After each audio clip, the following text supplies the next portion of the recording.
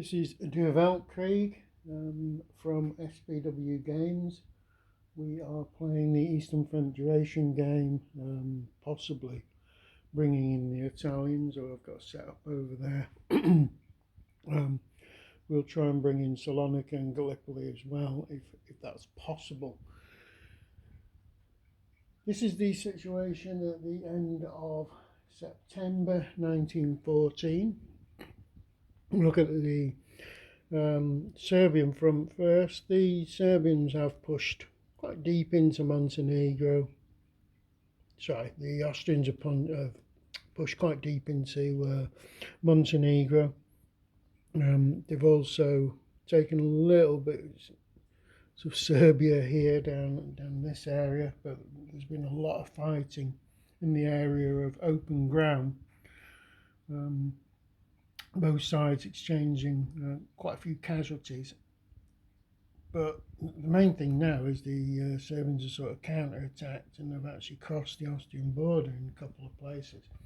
Austria's big problem here is the shot. Basically, they've run out of supply. They lost a lot of units, and they're struggling against the Serbians because the Serbians can defend for free. Well, so can the Montenegrins, actually.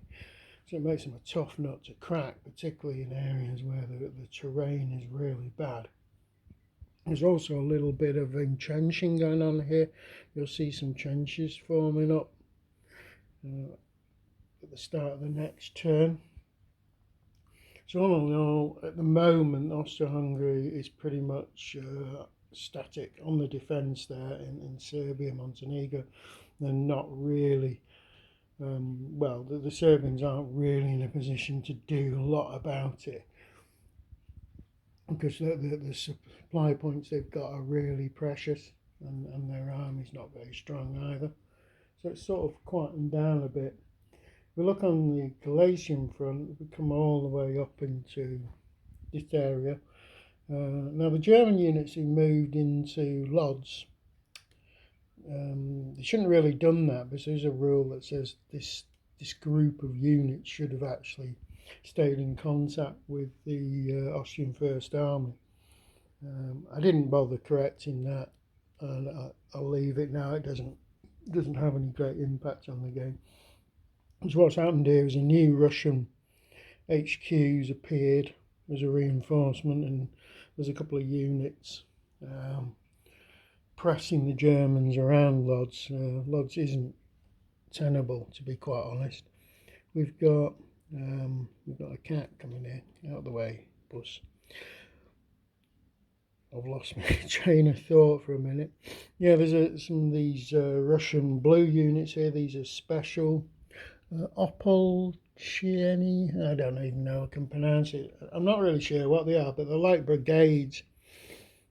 They're very weak, and I believe they can turn into divisions later on, but most of them, well, they appeared at like 1 per Russian city hex a couple of turns ago, 3 turns ago, and they are releasing at 4 at a time.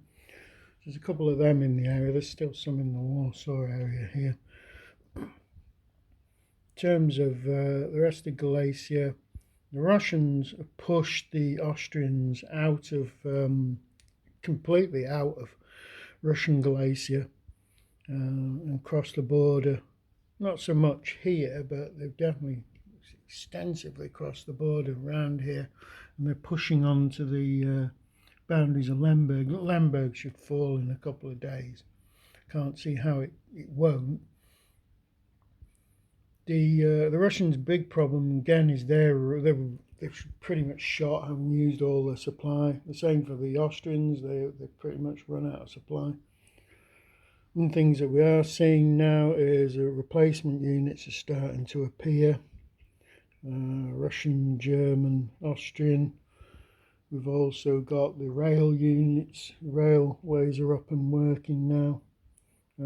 Germany and Austria have got full capacity. Russia, I think they get full capacity for the east on the at the start of this next month.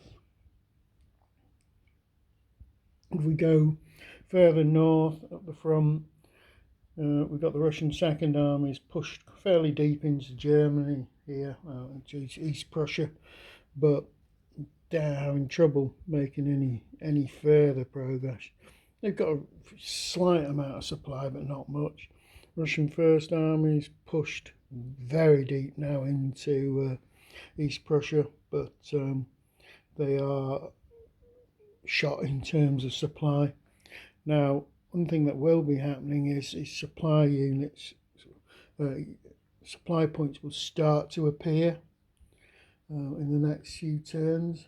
The only thing that has happened is that the Germans did get the 9th HQ, which came with 20 supply points, but the Germans aren't actually so that short of supply. They've not got huge amounts, but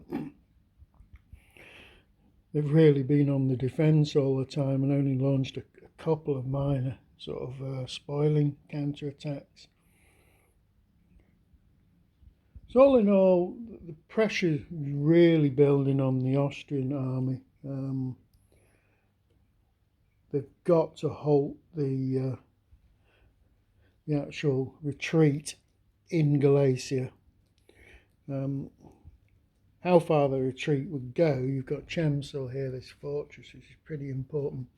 But you've got the mountains, the Carpathian Mountains. I can't see the Russians managing to actually cross the Carpathians into the Hungarian plain. It's very unlikely. Russians, basically they've had a lot of reinforcements come in, a couple of new armies come in, loads of replacements. Now how long that's going to keep going for I don't really know, but they've been getting progressively stronger as the Austrians have been getting weaker through casualties.